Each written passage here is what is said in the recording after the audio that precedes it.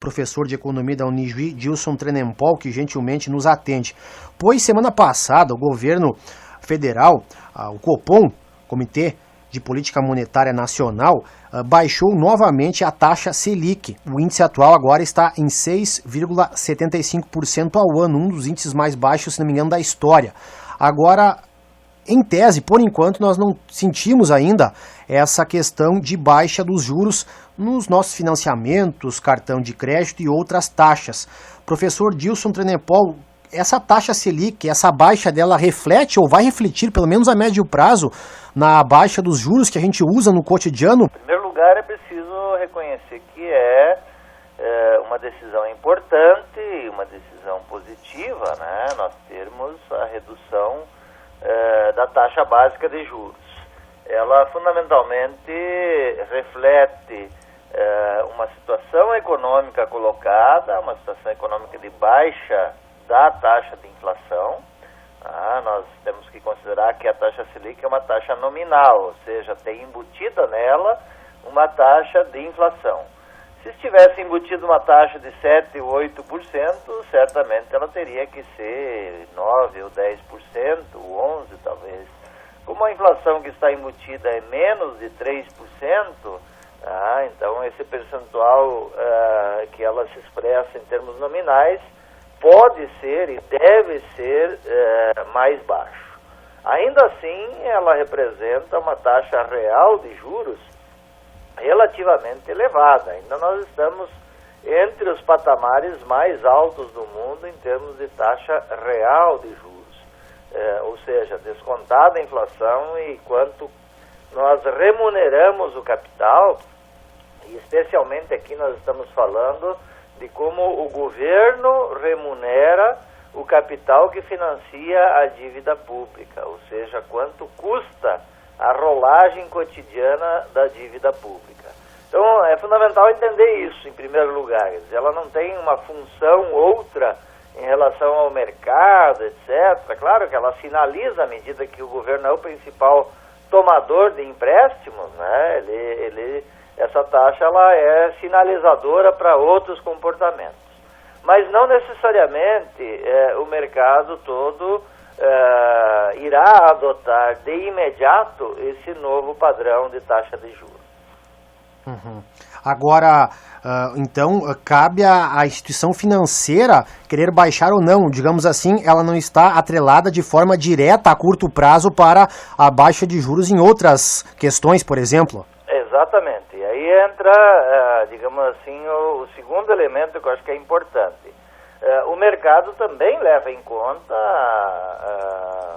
a taxa da inflação no seu cálculo da taxa de juros. E também Sim. Nós tivemos já redução nos juros praticados, mas nós temos que lembrar que além da inflação, outros elementos entram nisso, e especialmente a taxa de inadimplência existente no mercado. Sim. E infelizmente essa é uma taxa que tem crescido significativamente. Uhum. Nós temos um percentual de famílias inadimplentes relativamente alto, está nos patamares mais altos da história, e especialmente, esse é um relatório recente da Serasa Experience, sobre a inadimplência das empresas. Nós temos mais de 5 milhões de empresas no Brasil que estão inadimplentes. Implica dizer que os bancos não financiam essas empresas, não emprestam dinheiro por linhas de crédito normal para 5 milhões de empresas. Como é que essas empresas fazem para fazer o seu giro financeiro, para obter os seus empréstimos? Quer dizer, apelam muito para o mercado especulativo, para o mercado não regulado, e aí as taxas são realmente exorbitantes. Então, nós temos um mercado no Brasil hoje carente de recursos, nós temos um mercado em recessão, as famílias têm menos capacidade de compra, as empresas venderam menos recentemente, e ao venderem menos têm um faturamento menor, uma capacidade de pagamento menor, e com isso nós tivemos uma elevação significativa das taxas de inadimplência. Isso é muito complicado para uma economia que todo mundo está esperando que em algum momento reaja, volte a crescer, ou volte a apresentar algum dado positivo. Esse dado, digamos assim, esse afastamento entre as taxas de juros praticadas no mercado comparativamente à taxa Selic é um indicador de que nós ainda teremos um bom período, uma grande dificuldade para uma retomada de uma certa normalidade na economia. A questão do cálculo de juros, então, ele é muito balizado também em outros fatores, como o senhor explicou. A inadimplência estando alta, os juros tendem a continuar altos também. Certamente, porque é uma das formas que o próprio banco tem, as financeiras têm, de cobrir eventuais prejuízos por inadimplência com taxas de juros mais altas. Mas também, especialmente, as empresas que estão e as famílias que estão em dificuldades, muito mais frequentemente recorrem a formas de financiamento mais caras, como, por exemplo, o cheque especial, como, por exemplo, o atraso, o parcelamento no cartão de crédito, etc., que não é propriamente uma decisão de crédito, mas é normalmente uma circunstância de que o sujeito está endividado e não consegue sair destas formas de financiamento dos seus débitos. Nas empresas isso é muito comum. Se as empresas passam a atrasar pagamento a fornecedores, isso é um atraso muito caro. Começam a atrasar recolhimento de encargos sociais, isso gera um custo elevadíssimo. Então, se a gente pensar hoje, o custo financeiro que nós temos rolando na economia brasileira é muito alto. Agora, até uma questão de dúvida, por que os juros de cheque especial aqui no Brasil, o próprio rotativo do cartão de crédito, eles são tão altos em comparação com outras formas de empréstimo? Acho que em boa parte eles ajudam a explicar o resultado dos próprios bancos, né? Se você olhar, nós falamos em crise econômica há vários anos, né? Daqui a alguns dias teremos a divulgação dos balanços.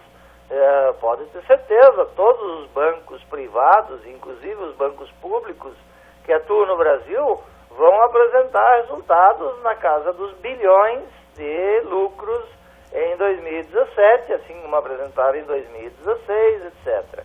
Então, uma economia, digamos assim, com dificuldade, com fragilidade, uma alta concentração de renda como nós temos, quem dá as cartas é o capital financeiro e quem detém volumes de dinheiro para serem emprestados, os empresta através dos mecanismos que lhe são mais favoráveis.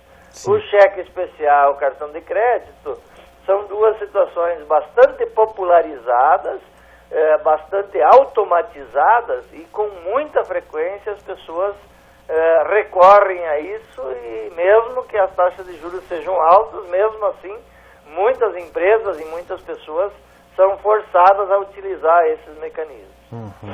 Realmente é um problema já de muito tempo para quem tem dívida, essa questão de recorrer a cheque especial, a cartão de crédito, o rotativo do cartão, que realmente os juros são, digamos assim, estratosféricos, os mais altos do mundo. Agora, pelo que o senhor tem de experiência, professor, aqui no Brasil, essa questão, cheque especial, juros no cartão, eles são muito mais altos que em outras partes? Sim, são. As taxas brasileiras são das mais altas do mundo. Nós vamos encontrar coisas semelhantes em países com economias desorganizadas de forma semelhante à nossa. Se você tomar isso a nível da Europa, dos Estados Unidos, os países com maior organização econômica, essas taxas, embora sejam altas lá, mas são bem menos altas do que as brasileiras. Realmente é uma questão que no Brasil parece que se paga mais caro com tudo, inclusive com a própria carga tributária, que também, na maioria dos produtos, ela é muito alta. Agora, que dicas que o senhor dá para o nosso ouvinte, a questão do orçamento familiar, que sempre é um problema para muitas pessoas, aquela chamada conta que não fecha no fim do mês. Como é que funciona essa questão também do comprometimento que a pessoa pode, o máximo que ela pode ter no seu orçamento com contas? Que sugestões o senhor nos daria hoje? A sugestão fundamental é o planejamento, né? Se você consegue visualizar como vai acontecer o movimento financeiro da sua família, do seu caixa, você consegue tomar providências, digamos assim, por antecipação. Então, especialmente prever aquilo que você vai receber, digamos, nos próximos 12 meses e, de alguma forma, estipular ou estimar ou prever aproximadamente aquilo que você precisa gastar.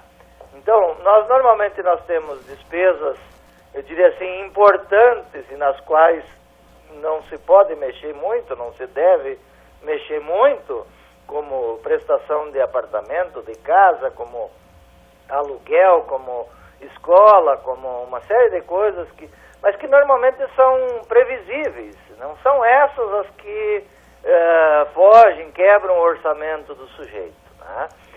Normalmente as despesas que quebram o orçamento do sujeito são as despesas supérfluas, aquelas feitas no entusiasmo, quer dizer, uma compra não bem pensada, não bem planejada, uma compra feita no impulso, uma atitude que às vezes compromete o orçamento, nem tanto no dia de hoje, mas no futuro, especialmente compras parceladas, né? Então isso são riscos, né? E obviamente a pessoa depois vai precisar de um esforço muito maior para resolver o problema do que se ele tivesse planejado com antecedência e com menor esforço, possivelmente contornaria situações indesejáveis nesse processo. Certo. E o que o senhor prevê agora para a economia brasileira em 2018, questão de taxas de juros menores que estamos tendo aqui também? Como é que o senhor prevê agora um ano eleitoral, essa questão da reforma da Previdência também? O senhor prevê um momento turbulento ou uma economia mais estabilizada para esse ano? Veja, se a gente tomar o acontecido até agora, especialmente a redução da inflação, né? Há uma certa comemoração de que, nós temos a inflação mais baixa e tal. Na verdade, temos aí um mito, né? A velha história de que inflação alta é um problema. Sim, mas a inflação baixa, hoje ela está dizendo que ela é baixa porque as pessoas não têm capacidade de compra. As famílias não têm dinheiro para comprar. E essa é a grande, digamos assim, é o grande limitador para as empresas que precisam vender, para o comércio que precisa fazer com que suas mercadorias circulem, né? E nesse sentido, talvez, essa movimentação eleitoral implica alguma coisa também nessa direção, né? Já a abertura de novas perspectivas, de novas alternativas de governo e de políticas públicas, etc., porque o que nós estamos vivendo há já 2, 3 anos é a política da recessão, é corte de gasto, é redução, não paga, não repassa dinheiro, recua. Em algum momento nós vamos ter que ter, especialmente de parte do governo, alguma atitude de expansão econômica, né?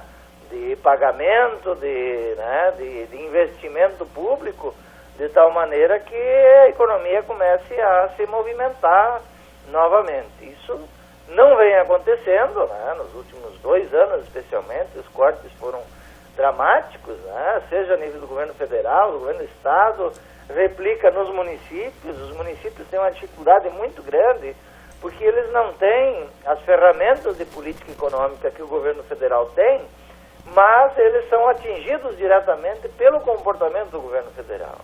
Então, a queda de receita tributária, por exemplo, que nós tivemos nos últimos 2 anos, para o governo federal é uma realidade, e especialmente ele administra isso, mas para os municípios é uma consequência das decisões do governo central. E os municípios aí não têm alternativas para compensar isso, para encontrar soluções para os seus orçamentos. Então, o que nós estamos vendo é não só o governo federal, o governo estadual quase que engessados, mas também os governos municipais com muita dificuldade de fazer o seu planejamento, os prefeitos que completaram agora um ano com dificuldade de implementar seus planos de governo, porque, bueno, estão sendo forçados a fazer ajustes orçamentários e financeiros, digamos assim, drásticos no âmbito do comportamento da economia. Professor de Economia da Unijuí, Gilson Tranenpol.